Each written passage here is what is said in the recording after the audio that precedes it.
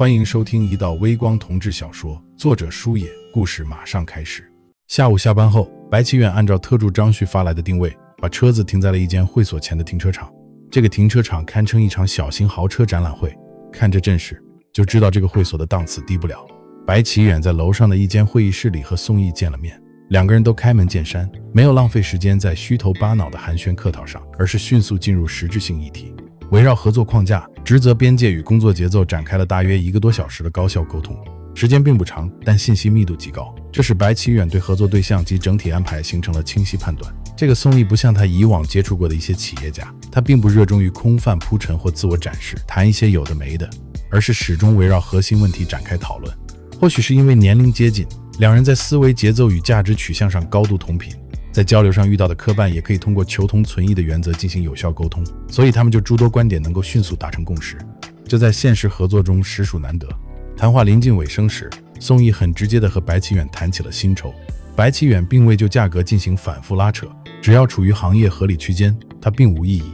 在他看来，涉及利益与权责的关键问题已经优先理清了，其余事务便可在既定框架内按部就班地推进。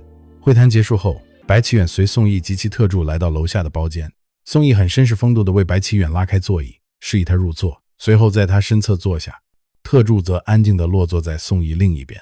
张旭取过一旁的酒瓶，开始给面前的两个人倒酒，清亮的白酒拉出一道细长而剔透的酒线，倒入杯中，激起点点晶莹的酒花，浓郁的酒香瞬间在包间内阴散开来。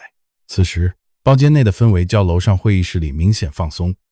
宋毅解开深灰色西装外套前面的扣子，领带被抽了出来，置于一旁，衬衫领口微微敞开，举手投足间带着久经商场磨练后的从容与分寸。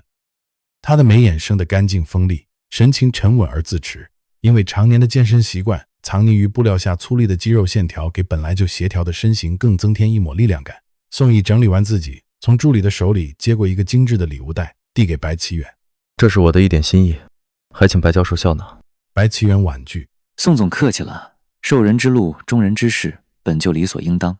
您的这份厚意，我心领了，但这额外破费确实大可不必。跟您说了，是心意，我这点心意您都不收，是不是嫌这心意太轻了呢？没有。白启远看解释不清了，就礼貌地接过礼物袋。他打开里面一个漂亮的深蓝色丝绒盒子，里面嵌着一对衬衫袖扣，上面镶着钻，工艺精致，一看就价格不菲。宋总，这么昂贵的礼物我承受不起。我说您承受得起，您就承受得起。白教授，我看你也是爽快之人，就别推辞了。正说着，服务员开始陆陆续续上菜，宋毅拿起筷子。白教授动筷子呀，不知道您怎么样，反正我是饿得不行了。从这儿开始，两个人的话题也开始不局限于工作内容。白启远看着张旭为他倒得满满的酒杯，犯了难。宋总，我待会儿还得开车。这好办，一会儿让张特助开您的车送您到家，方便得很。白教授总得给我个尽地主之谊的机会。白启远见话已至此，再推脱就显得矫情，于是点头应了下来。两个人轻轻碰杯后，白启远端起酒，很实诚地喝了一大口。俗话说酒品看人品，宋毅看似漫不经心地端着酒杯，实则那双锐利的眼睛一直在默默地观察着白启远。他看着对方喝酒时那份不设防的坦诚，心里的满意又添了几分。看这架势，白教授酒量可以啊。白启远自嘲地摆摆手，眼底因酒意泛起一层浅浅的水雾。一般，我酒量真的一般。宋毅的身体微微前倾，目光如炬，直直地看着白启远。包间内的灯光柔和，将他眼底衬得黑而深。而且白教授，您真人比在电视上看起来更有气质。白启远微微一怔，随即礼貌地垂下眼睫，掩去那抹不自然的局促。您过奖了。我跟昊天是发小，从小一起长大。宋毅靠向椅背，姿态放松。我知道他平时喜欢去一些声色犬马的场合，也邀请我去了几次，但都没见过您。现在想来有点可惜，没有早点认识您。我平时喜欢宅在家里，并不喜欢去他经常去的那些场合，所以以前他邀请我都被我拒绝了。哦，怪不得。宋毅眼底闪过一丝赞赏，他喜欢对方的这种直率和简单。正说着，白启远的手机在桌面上微震了一下。白启远拿起手机看了一下，是唐玉成的短信。他低着头，指尖在屏幕上点击着，回复着。齐元叔，晚上开车小心点，我会等你回来的。不用等我了，明天一早你还要上学，早点睡吧。宋毅被冷落在一边，却并不生气，反而饶有兴致地打量着他。直到白启远放下手机，宋毅才半开玩笑地调侃：白教授，这是您家里那位的查岗电话吧？看您刚才那眼神，温柔的简直不像话。白启远收起手机：不是，是我的侄子，目前住在我家里。这孩子心细，怕我回家太晚。宋毅顺着话题接了下去，眼神却深了几分。不过，大人的世界对他们来说，有时候可能并不那么容易理解。他自嘲地笑了笑。不瞒您说，我离过2次婚，有个孩子，所以我了解。白启远认真地听着。白教授目前是单身吗？宋毅看似随口一问，握着酒杯的手却收紧。是的。白启远大方承认。那白教授喜欢什么类型的？说不定我认识的人里有符合的。白启远并没有打算就这个话题深聊下去，所以就只抛出一句话：随缘吧。随缘，好一个随缘。宋毅见好就收，识趣的举杯与他轻轻一碰。那今天我们能在这儿相见，也算是一种缘分，敬缘分。酒过3巡，白启远的脸侧已爬上一片微醺的绯红，清冷的眉眼在酒精的浸润下少了几分防备，平添了几分生动。反观宋毅，依然是一副从容如常的状态。常年在酒局中厮杀，他的胃早已适应了酒精的洗礼，今天这点量对他而言几乎可以忽略不计。